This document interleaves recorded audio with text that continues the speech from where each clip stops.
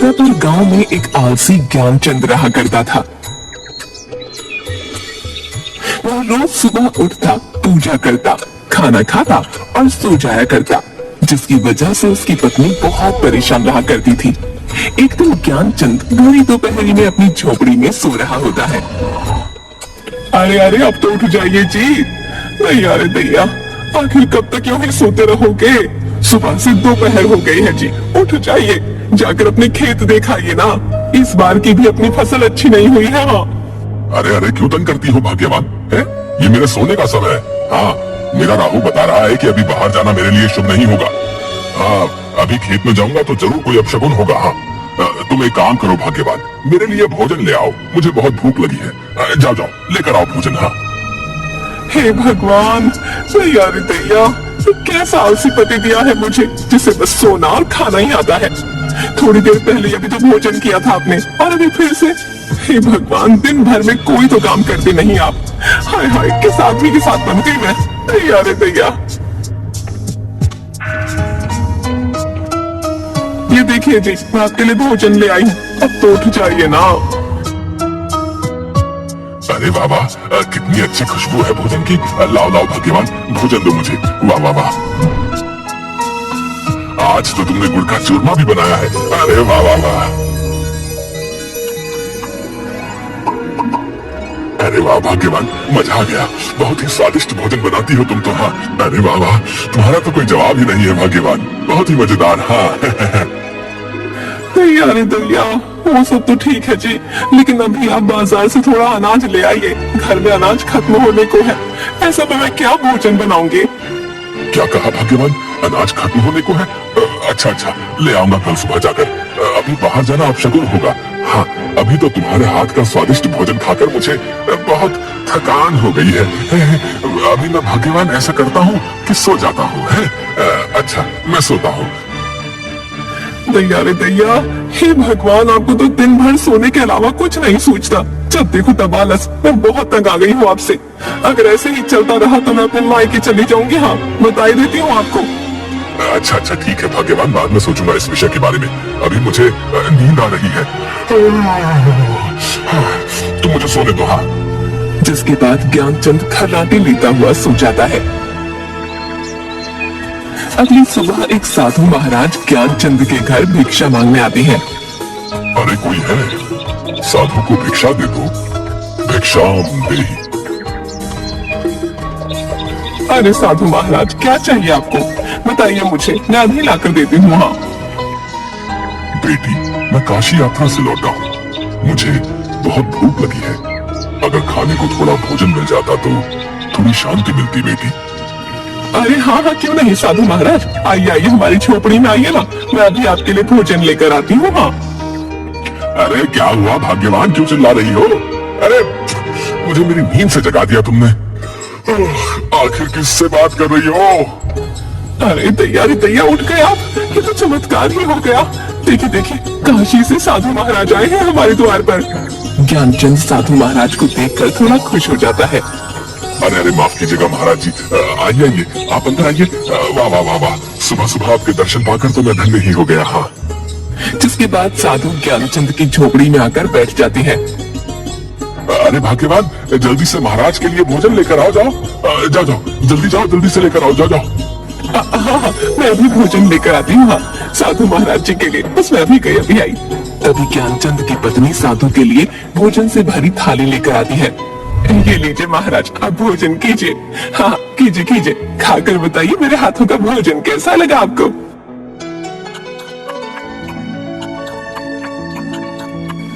अरे वाह वाह, बहुत ही स्वादिष्ट भोजन था। मेरी तो आत्मा ही तृप्त हो गई बेटा। सच में तुम्हारी पत्नी के हाथों में तो माँ अन्नपूर्णा का स्वाद है।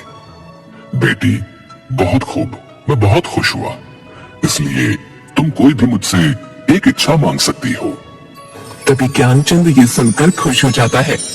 क्या सच में महाराज, आप मेरी एक इच्छा पूरी कर सकते हैं?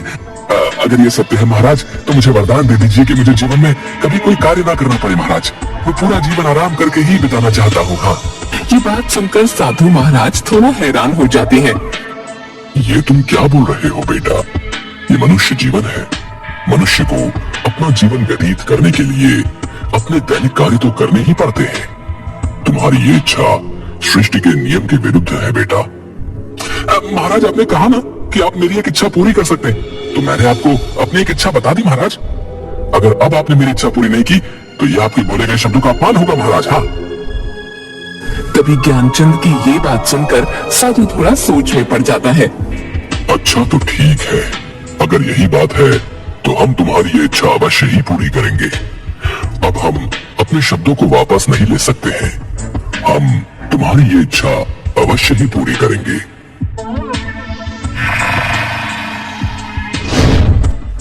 डरो मत, ये जादुई राक्षस है, ये तुम्हारी हर इच्छा पूरी करेगा।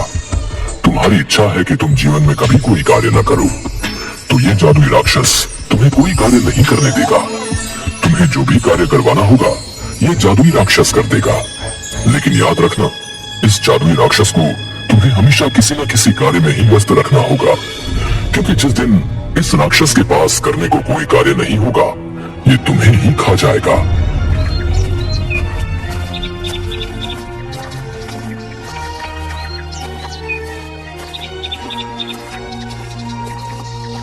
तभी ये बात सुनकर ज्ञानचंद की पत्नी थोड़ा डर जाती है।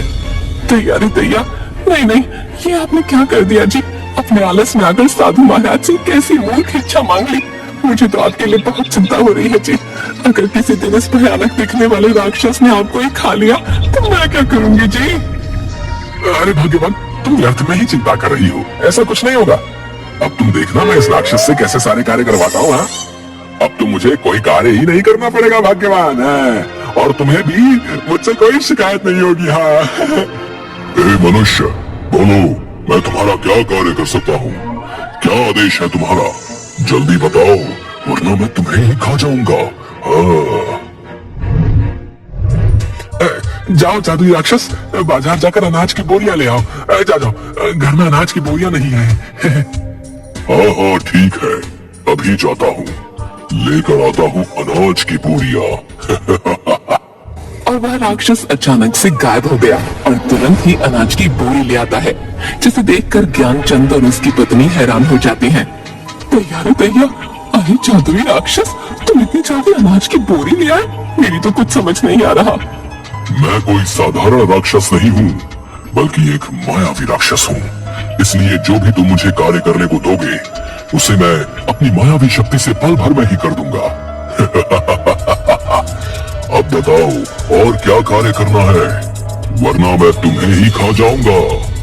ज्ञानचंद थोड़ा सोच में पड़ जाता है। अच्छा अच्छा ठीक है, तुम यहाँ से मेरे खेत में जाओ और जाकर सिंचाई कर दो। जादुई राक्षस, जा जाओ। ठीक है, मैं तुम्हारे खेत की सिंचाई करके अभी आया। दैया रे दैया, सुनिए जी, मुझे तो बहुत डर लग रहा है। ये जादुई राक्षस तो सच में बहुत भयानक है जी। अगर सच में इसने आपको कुछ कर दिया तो? अरे भाग्यवान, तुम देख रही हो, ये कितनी जल्दी मेरा बताया हुआ कार्य कर देता है। देखो, अगर ये मेरे साथ रहा तो मैं सदैव आराम से जीवन व्यतीत करूंगा। हाँ, तुम चिंता मत करो, ये मुझे कुछ भी नहीं करेगा। हाँ, मैं हमेशा ही इसे कोई ना कोई कार्य देता ही रहूंगा। हाँ। तभी वो राक्षस फिर से आ जाता है। हे मनुष्य, मैं तुम्हारे खेत की सिंचाई कर आया हूँ।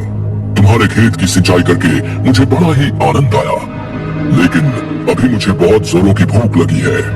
जल्दी से मेरे लिए भोजन का प्रबंध करो, वरना मैं तुम्हें ही खा जाऊंगा। अरे नहीं नहीं जादुई राक्षस, तुम क्या बोल रहे हो? इन्हें कुछ मत करना, मैं भी तुम्हारे लिए भोजन लेकर आती हूँ। तभी ज्ञानचंद की पत्नी राक्षस के लिए खूब सारा अलग अलग तरह का खाना लेकर आती है। सारा भोजन चटकर जाने के बाद और भोजन लेकर आओ। जाओ, मुझे और भूख लगी है। जाओ, मेरी भूख शांत करो। ज्ञानचंद और उसकी पत्नी दोनों ये सुनकर दुखी हो जाते हैं। अरे अरे, पूरे घर का राशन तो खा गया ये जादुई राक्षस। आखिर अब कैसे शांत होगी इसकी भूख?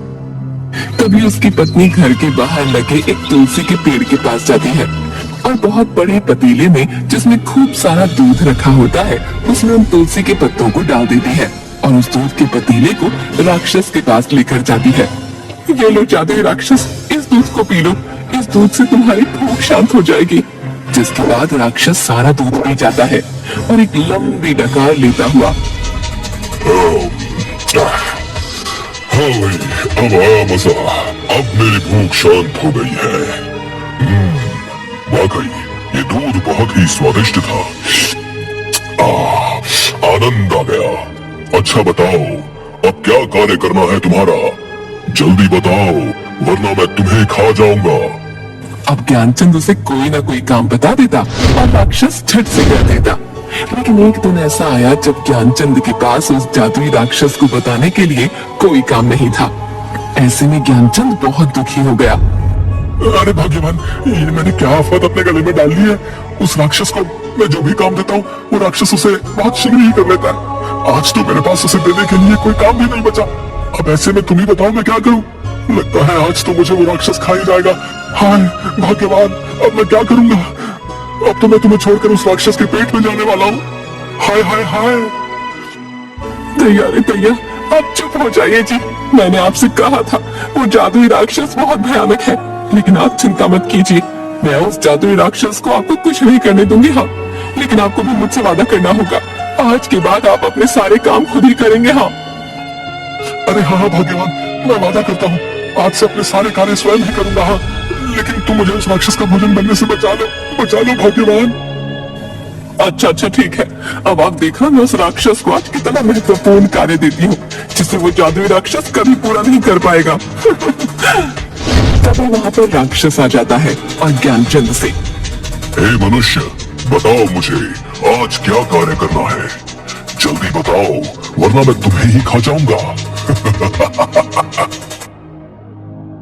अरे दैया रे दैया, ओ जादुई राक्षस, आज मैं तुझे काम देती हूँ। मेरी झोपड़ी के पीछे एक मोती नाम का मेरा प्यारा कुत्ता रहता है। तुम चाहो इस मोती की तुमको सीधा कर दो। जब तक उस मोती की तुम सीधी नहीं हो जाती, तुम यहाँ वापस मत आना। हाँ। अच्छा ठीक है, मैं अभी जाता हूँ और उस मोती कुत्ते की तुमको सीधी करके अभी आता हूँ। अरे भाग्यवान, ये क्या काम दिया तुमने उस जादुई राक्षस को? तुम देखना, वो अभी मोती की तुम सीधी करके आता ही होगा। हाँ, अब तो वो मुझे खा ही जाएगा। हाँ। दैया रे दैया, आप भी ना बिल्कुल मूर्ख ही हैं। अरे भला कुत्ते की भी तुम कभी सीधी होती है? वो जादुई राक्षस मोती की तुमको कभी सीधा नहीं कर पाएगा। हाँ, वरना वापस यहाँ लौट कर आएगा। अरे वाह वाह वाह भाग्यवान, ये तो मैंने सोचा ही नहीं। अरे भाई वाह वाह, मान गया तुम्हें। क्या दिमाग लगाया तुमने भाग्यवान। हाँ भाग्यवान, बहुत ही अच्छा। हाँ, अब वो राक्षस वर्षों तक कभी मोती की तुमको सीधा नहीं कर पाएगा। हाँ। जिसके बाद अगले ही दिन से ज्ञानचंद अपने सारे काम खुद करने लगा, किसी आलस के बिना। और उधर जादुई राक्षस मोती के पीछे उसके दिन को सीधा करने के लिए कई वर्षों तक यूं ही भागता रहा। न तो वह कभी मोती की दुम को सीधा कर पाया और न लौटकर ज्ञानचंद के पास आ पाया।